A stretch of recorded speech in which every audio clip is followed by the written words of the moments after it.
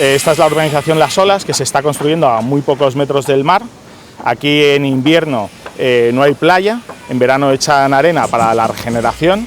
Se está construyendo un proyecto monstruoso con parking subterráneo. Esto empezó en el 2014 porque ahí ya solicitó la promotora la licencia para un proyecto que era un poco más grande de lo que es ahora.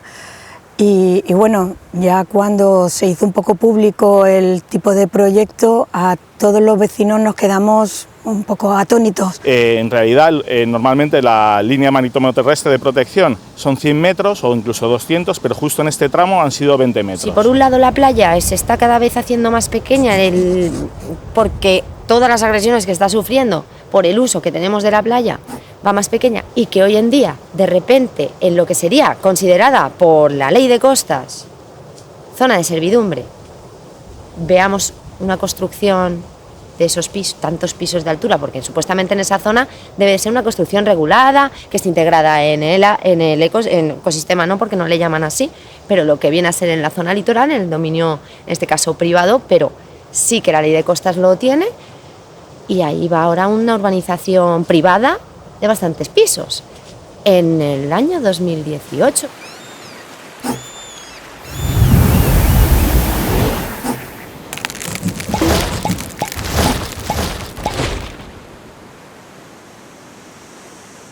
Se trata de la urbanización de más de 60.000 metros cuadrados que se quieren repartir entre 14 chalets y posiblemente un hotel en la zona que tengo a mis espaldas. Nos oponemos porque creemos que, sobre todo en verano, Xàbia ja està saturada. Si pensem en el moment que estem visquent, en el tema del canvi climàtic, en el tema de que està tot més que urbanitzat i encara volen urbanitzar més, doncs jo penso que hauríem d'estar mobilitzant-nos en massa.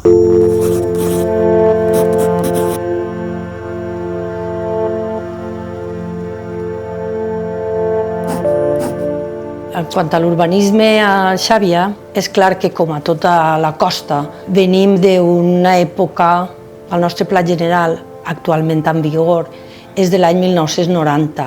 Clar, en aquesta època l'urbanisme era expansionista i brutal, conforme l'herència que ens han deixat.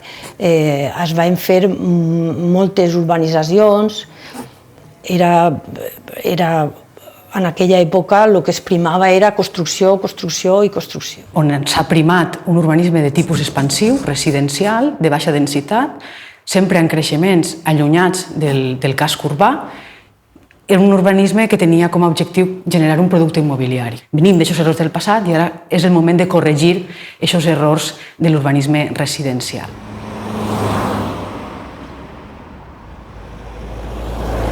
¿Cómo nos pueden colocar un edificio así en esta playa, ¿no? Con esta situación? Pel que fa al projecte de les Olas, és un projecte que, primer comentar que no és un projecte que ens agrada, però és un projecte que, clar, ve donat en un pla general, en unes normes urbanístiques que el permeten.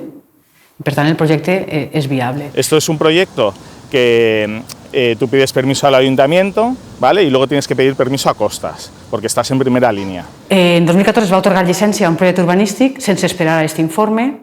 Poc després d'atorgar la llicència municipal va arribar un informe desfavorable del Ministeri.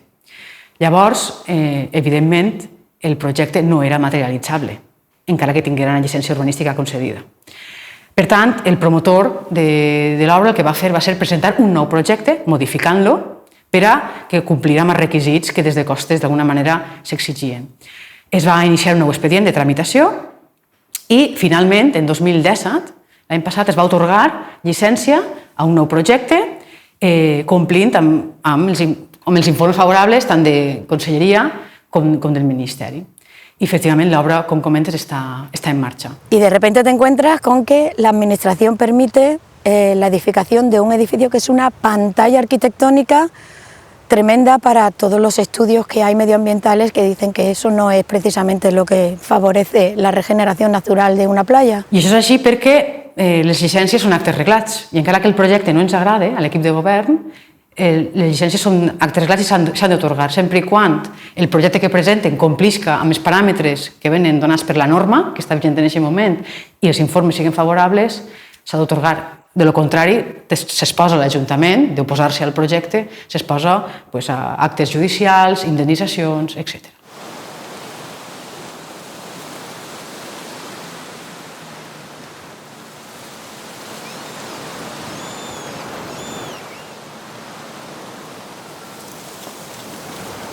Vaja per davant que no m'ha aprovat cap de pall al Portitxol. No està aprovat. Està sotmès a exposició pública. Va anar a Conselleria, va tornar amb tots els informes ambientals i tot favorable. Vaya per davant que estem parlant de sòl urbà. En Xàbia hay muchas zonas urbanas como esa de ahí que realmente no son urbanas, no están conectadas a una red de canalización, no hay alumbrado público, por ejemplo, aquí tampoco. Volem que seguisca construint-se aquí este poble, perquè este poble nostre viu del turisme i som conscients de que estem en un entorn privilegiat. Consideramos que no hace ninguna falta construir más. Hay tantos chalets en venta en Xàbia que no hace falta hacer más, y menos con un PAI. És cert que estem parlant d'un PAI del Portitxol, però que no dona a la zona dels penya-segats ni res de tot això, sinó que és la part que dona a la carretera. La carretera que puja al cap de la nau, doncs n'hi ha un trosset ahí, una franja, que és el que es vol fer un programa d'actuació integrada. És necessari, no crec que siga convenient, doncs quizá tampoc. El que està clar és que sí que hi ha, i tu saps, perquè això es veu, una demanda de llocs privilegiats on fer-se un casoplón. Tenemos que cambiar ya de una economía de sol y playa y chalets y construcción a una economía sostenible en el municipio de Xàbia. La construcció, la demanda de construcció ha pujat, no ens enganyem. La immensa majoria de lo que es construeix és vivenda vacacional. La necessitat la marca el mercat. Jo sí directament faria el que s'ha fet en alguna illa, no sé si a Formentera, que directament ja no es deixa construir absolutament res. De fet, l'any passat, Ecologistes en Acció, jo vaig col·laborar en aquest escrit, es va demanar que no es poguera construir ni un chalet més. Solitejo Patinegro es un limícola que en este caso reside en nuestras playas en Denia. Tenemos esa suerte de que aquí en esta zona costera poder disfrutar de esa ave, pues debido a muchas veces al desconocimiento, eso ha hecho que presiones como el urbanismo hemos acabado con el sistema dunar, todo el sistema dunar de playas, que es el hábitat para este animal, el chorlitejo patinegro, donde se reproduce y además se reproduce en las épocas de verano. El corriol camanegra sí que és cert que és una au protegida i és una au que nidifica o reprodueix justament en les dunes en estiu. Clar, és el moment en què tenim les platges ocupades per visitants i turistes, gent que va a gaudir de les platges.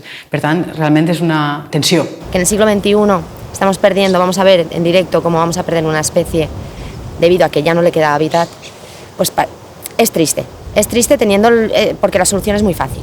La solución es muy fácil y es cómo cuidar nuestras playas, que como se ha venido haciendo hasta ahora, pues no ha sido nunca con el punto de vista ambiental, sino siempre desde el punto de vista turístico y del disfrute del visitante. La playa ha sido degradada durante todo este siglo. Los factores que han influido en la playa son varios. Primero, la presión urbanística, luego la realización de espigones y de presas que han impedido que se regenere la playa.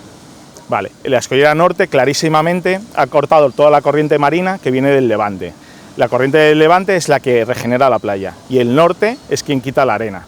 Entonces, más o menos durante el estío, durante el verano, es cuando se regenera la playa, y durante el invierno es cuando la playa pues, padece más. La regeneració de platges és una competència de costes des del Ministeri. L'Ajuntament ahí no té competències, però sí que és l'Ajuntament efectivament el que pateix un poc pues, el problema de la regressió de platges. Se está retirando arena con tanta limpieza. La limpieza no solo se hace de la posidonia que protege la playa, se hace encima de las dunas que protegen también la playa. Entonces nos estamos llevando arena, arena, arena, todos los años recogiéndola junto a la posidonia fuera del ciclo del ecosistema, con lo cual luego hay un déficit. Ese déficit ocurre que de repente un día llega un temporal y se cae, y bueno, no es que se meta, es que pasa las casas y llega hasta zonas de las marinas que se inundan y esto es, vamos, un caos.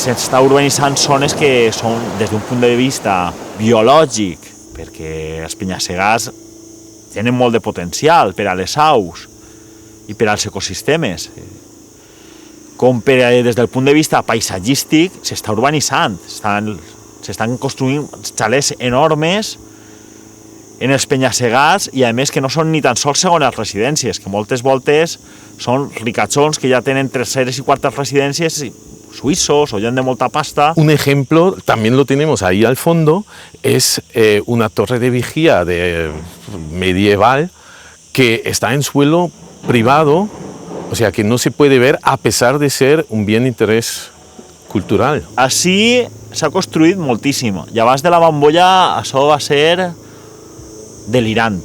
Va ser una dèria de construcció, no paraven de construir, centenars de vivendes a l'any.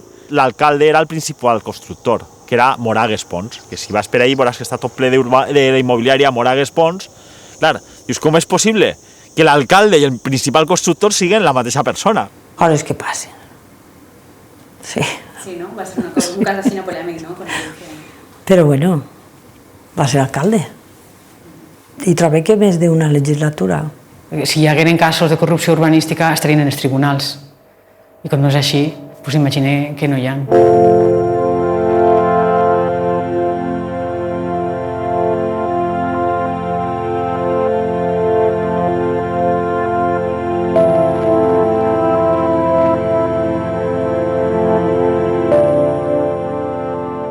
Supostos culpables, per dir-ho d'alguna manera, entre cometes, de la construcció que tenim som un poc tots. Llavors, és culpa dels polítics? Sí, és culpa dels polítics, pero también es de culpa del pueblo. Yo apuesto por una construcción sostenible y que dentro de 50 años o de 100 años ese mismo apartamento pues sirva para otra persona. No que dentro de 40 o 50 años estos apartamentos estén inundados. Lo que está construido y ahí está y tenemos que convivir con eso. Lo único que pedimos es que no se construya más ni en altura ni tan cerca de la playa y que se intente proteger un poco más, que aunque el ejemplo está puesto en Denia, pero sabemos que casos como este ocurren en todo el litoral. Yo creo que va a ser bastante difícil porque la solución no es fácil. Igual que la actuación ha sido drástica, por así decirlo, de cara al ecosistema, la solución al problema ahora debe de ser también drástica, es que no hay otra. Las casas están ahí construidas y el mar continúa. Y no nos olvidemos, existe el cambio climático. El nivel del mar está subiendo. Que se organicen y que tengan una visión en conjunto para poder arreglar la situación de la playa. Y eso implica que si se tienen que modificar leyes, ordenanzas o incluso la ley de costas, pues que se haga. Això continuarà, vull dir, el Pla General s'acaba d'aprovar, això anirà urbanitzant-se, segurament d'ací uns anys, no sé si 10, 15, 20, 4, l'any que ve, no sabem quan, vindrà una altra crisi i continuarà igual, la mateixa, d'expansió, tal, i la gent que té pasta pues, continuarà comprant.